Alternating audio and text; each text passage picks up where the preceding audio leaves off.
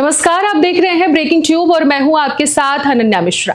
Supreme court ने 24 फरवरी यानी कि बीते दिन एक महत्वपूर्ण जनहित याचिका पर सुनवाई करते हुए नोटा के प्रथम प्रभाव पर गंभीर सवाल उठाए। कोर्ट ने पूछा है कि क्या विधानसभा और आम चुनावों में नोटा के विकल्प ने निर्वाचित नेताओं की गुणवत्ता में सुधार किया है। चीफ जस्टिस सूर्यकांत और chief justice Joy Mallya Bagchi की पीठ ने स्पष्ट किया कि नोटा यानी कि उपरोक्त में से कोई नहीं का विकल्प अपने आप में कोई इकाई नहीं बन सकता है, क्योंकि अधिकतम वोट मिलने के बावजूद वह किसी रिक्त सीट को नहीं भर सकता है।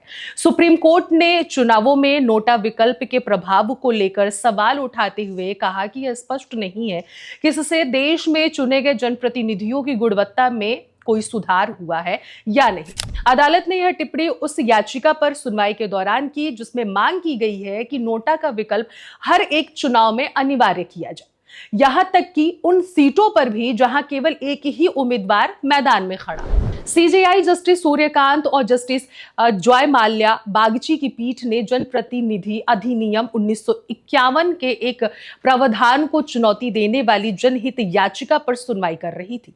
इसमें यह तर्क दिया गया कि यह प्रभाव मतदाताओं को एकल उम्मीदवार की स्थिति में नोटा विकल्प चुनने से रोकता है। याचिका में मांग की गई थी कि सभी चुनावों में जिनमें एकल उम्मीदवार वाले चुनाव भी शामिल है, नोटा विकल्प को अनिवार्य बनाया जाए। आपको बताते चले कि नोटा को साल 2013 में People's Union for Civil Liberties बनाम भारत सरकार मामले में ऐतिहासिक फैसले में दिए गए निर्देश के मद्देनजर लागू किया गया था। मुख्य न्यायाधीश जस्टिस सूर्यकांत और जस्टिस जॉय माल्या बागची की पीठ ने मौखिक टिप्पणियों में कहा है कि भारत में पढ़े लिखे और संपन्न वर्ग की तुलना में आर्थिक रूप से कमजोर वर्गों की मतदान भागीदारी ज्यादा रहती है। जस्टिस बागची ने कहा कि क्या नोटा से निर्वाचित नेताओं की गुणवत्ता बेहतर हुई है?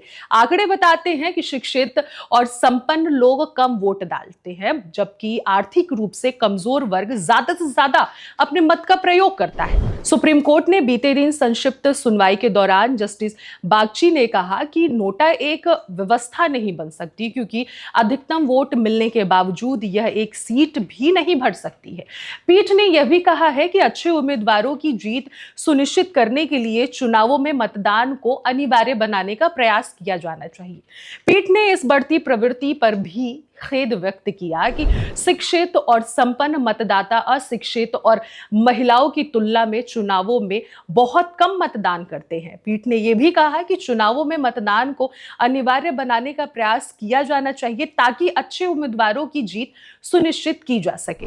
अटॉर्नी जनरल आर वेंकटरमानी ने याचिका का विरोध करते हुए कहा, हम बहुत सारे काल्पनिक आधारों पर विचार कर रहे हैं। इस तरह कानून की परीक्षा नहीं ली जा सकती है। मतदान का अधिकार संवैधानिक अधिकार है। वहीं सुप्रीम कोर्ट ने अब इस याचिका पर सुनवाई के लिए 17 मार्च की तारीख तय कर दी है। अब जिस नोटा को लेकर सुप्रीम कोर्ट में सुनवाई हुई है, आखिरकार वो है क्या, तो आपको हम विस्तार से समझाते हैं। दरअसल नोटा का मतलब होता है उपरोक्त में से कोई नहीं। जब मतदाता अपने मत का प्रयोग यानी कि मतदान करने जाता है तो अपने मन पसंदीदा उम्मीदवार के लिए वोट करता है और उसकी चुनाव चिन्ह वाला बटन दबाकर अपने मत का प्रयोग करता है। लेकिन मतदाता को कोई भी उम्मीदवार अगर पसंद नहीं आता है तो ऐसी स्थिति में वो नोटा का बटन दबाकर अपने मत का प्रयोग कर सकता है। इसका मतलब यह हुआ कि वो किसी भी उम्मीदवार को अपना वोट नहीं दे रहा है। इलेक्ट्रॉनिक वोटिंग मशीन यानी कि ईवीएम के जरिए मतदान के दौरान वोटर्स को नोटा का विकल्प मिलता है, जो सभी उम्मीदवारों को अस्वीकार करने की सुविधा देता है। साथ ही साथ उनके वोट की गोपनीयता को बनाए रखता है। तकनीकी रूप से यह चुनाव परिणाम को प्रभावित नहीं कर सकता। मतलब यह हुआ कि यदि नोटा को किसी भी उम्मीदवार से ज्यादा वोट मिलते हैं तब भी सबसे ज्यादा वोट पाने वाला उम्मीदवार ही जीत जाता है। लेकिन यह नागरिकों को यह शक्ति देता है कि वे चुनावी प्रक्रिया से दूर रहे और बिना अपने असंतोष को जाहिर कर सके। यानी कि अगर कोई व्यक्ति अपने संतोष को जाहिर करना चाहता है, अपने असंतोष को जाहिर करना चाहता है, तो वो नोटा का बटन दबाकर अपने मत का प्रयोग कर सकता है। फिलहाल आपको यह खबर कैसी लगी जरूर कमेंट बॉक्स में बताइएगा। मैं थी आपके साथ अनन्या मिश्रा और कैमरे के उस पार से मेरा सहयोग कर रहे थे उमेश।